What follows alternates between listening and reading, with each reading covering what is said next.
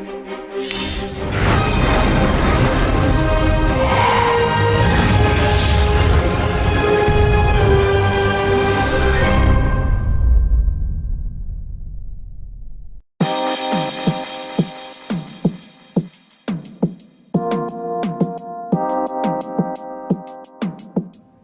all, Snipey47A here. This video will be the first in a series of videos requested by a stobuilds subreddit community member. I was asked to create a video or series of videos on the bridge officer abilities of each career and specialization to give greater detail on them. While this series will benefit everybody, it will have a lot of PvP relevance also. This means that including a rundown of each buff ability, I will also state the counters and cleansers for each of them, if any. Now, however, I thought I should use this first episode not to discuss buff abilities, but use it as a foundation of information for the remaining episodes. So today I will give an overview of the ship characteristics and the skill tree elements that modify them. This is important because every buff ability impacts these characteristics in one way or another, whether it's on you or your foe. I will use this opportunity to respond to a request made of me to explain the weapon damage categories, followed by a look at weapon rarity and mark and what all that means. There will also be a quick look on how procs work and why your choice of weapon today based on proc isn't as important as it used to be. I want to ensure everyone understands how damage resist works as well, as best as I can explain it. And how there are two types of damage resist. And finally, throughout this video, I will help improve your understanding of the various descriptions of stuff in Star Trek Online. Ship characteristics. This is a little infographic that I put together to try and help you understand the ship characteristics and the skill trees a bit better. We start with the core ship characteristics.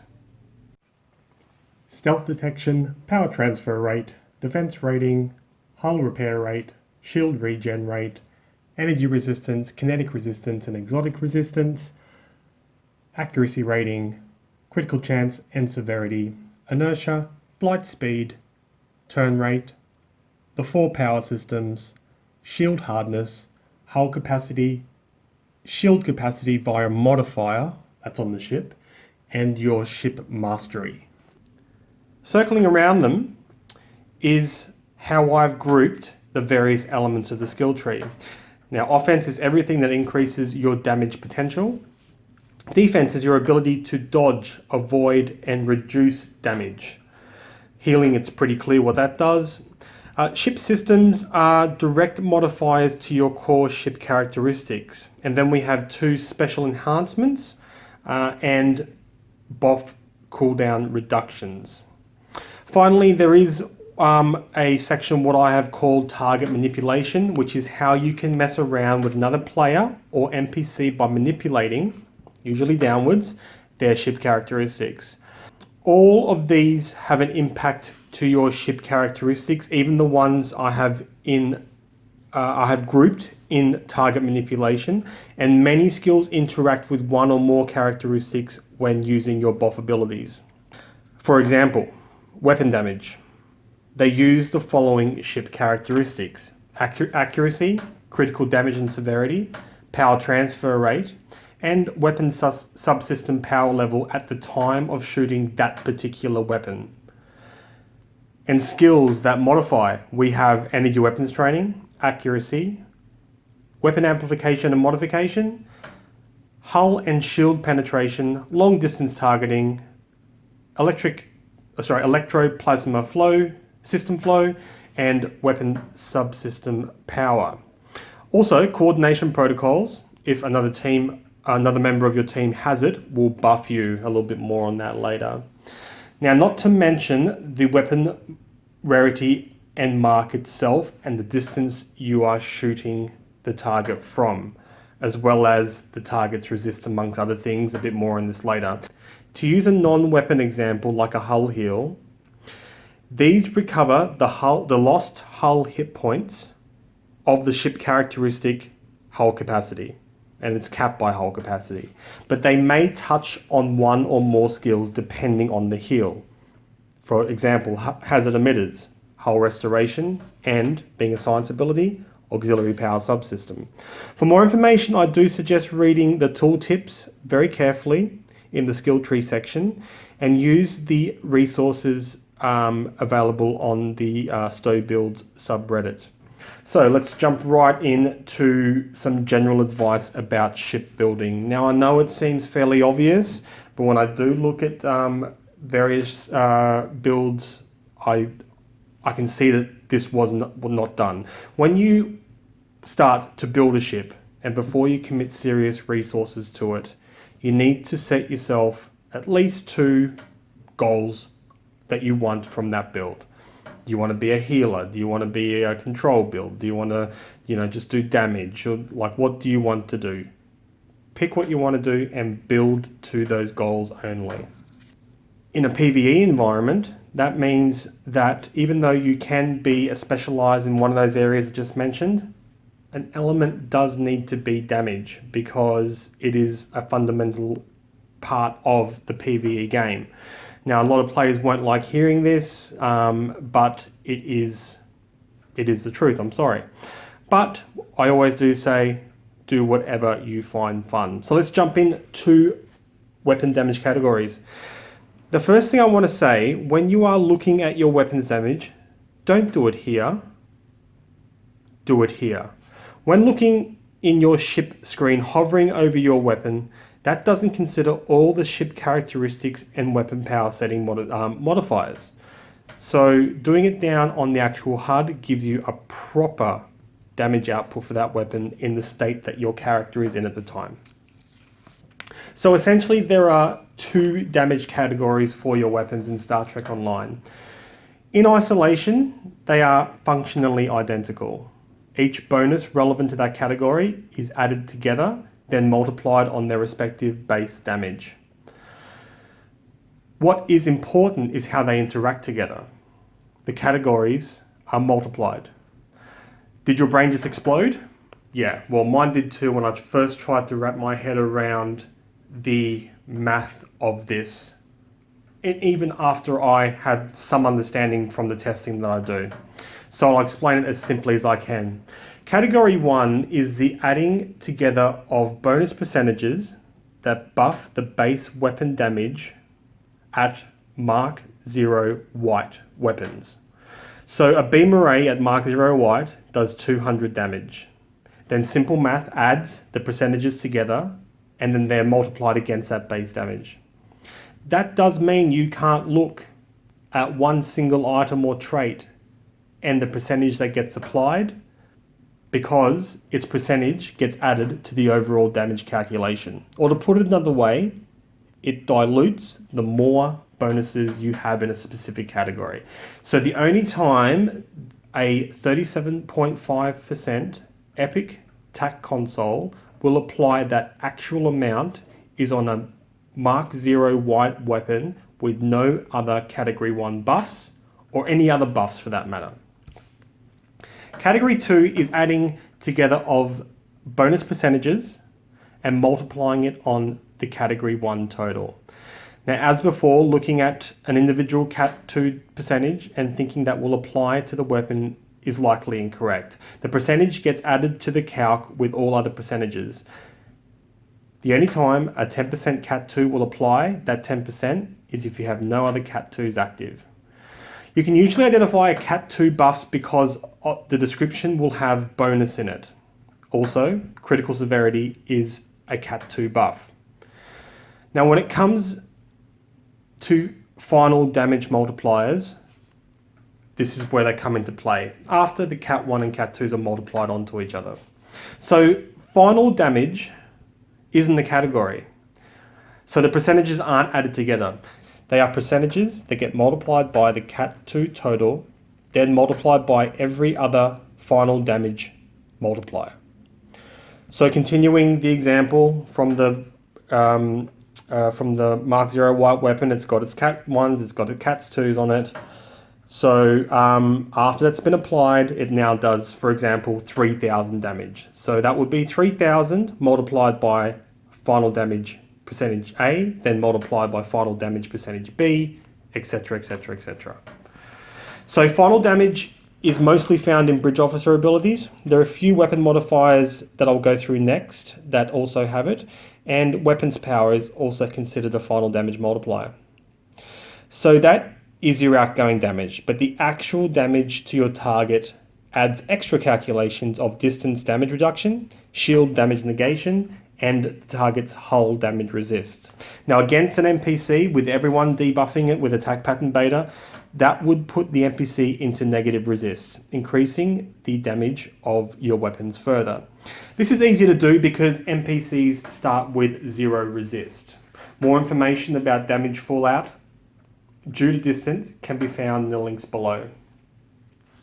Now you may have seen me give advice that damage mods on weapons is better for tax and crit D is better for psi and eng. This is because a fully buffed tac is saturated with cat 2 damage buffs, effectively diluting each crit D modifier slightly when compared to the careers that have less cat 2s in them, like science and engineering.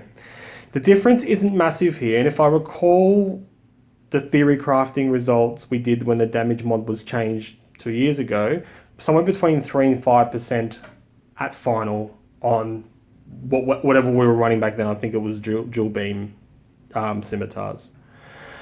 You can find a full list of gear and set bonuses and traits under their respective categories in the links below. So we move on to weapons, rarity, and mark. Now I find that players in general have a limited understanding on this subject because I see so many builds where upgrading has been done to gear, but the weapons are still Mark 12. Firstly, all weapons have a base damage. So dual beams is 266, beam arrays is 200, dual heavy cannons is 288, dual cannons is 194, single cannons is 162, quad cannons is 388, single heavy cannons is 243, turrets is 143, and heavy turrets are 156. So starting with mark, each increase in mark gives category 1 damage exponentially as the mark level increases. So from mark 0 white to mark 12 white, there is approximately 18.5% category 1 increase. However, just by getting that same weapon to mark 13 white from mark 12 white, there is a further 40% cat 1 increase. And then from mark 13 white to mark 14 white, there is another 70% increase. In fact, from mark 0 white to mark 14 white, the total is approximately 230% category 1 damage increase. So it's very important to get your weapons to mark 14 regardless of their rarity, whether they're uncommon green or epic gold. Weapon rarity is simply the addition of modifiers to your weapons as follows. Uncommon or green get 1 modifier, rare or blue get 2, very rare or purple get 3 modifiers, ultra rare, which is like dark blue purple, get 4 modifiers, and epic have 5 modifiers. Now nearly all modifiers add a 2.5% cat 1 bonus simply by being on the weapon, namely these that you can see now.